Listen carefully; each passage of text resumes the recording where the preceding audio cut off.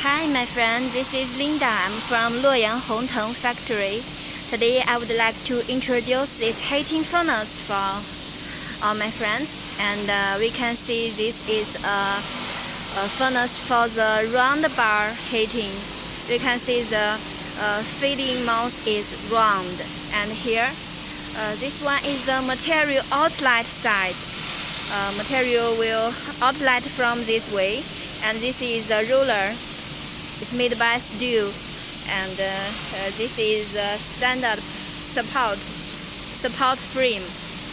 And we can see this furnace is divided as 4 sections. Each section inside there will be the induction coil inside to heating the materials. And from this side we can see this is the feeding part. Which means the material will go into the furnace from this side, and this is the feeding rod. It's pneumatic rod to push the material inside the heating furnace. And this kind of tube is for cooling.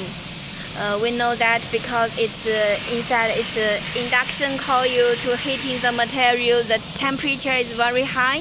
So we need water cooling inside to cooling the coils. Yes.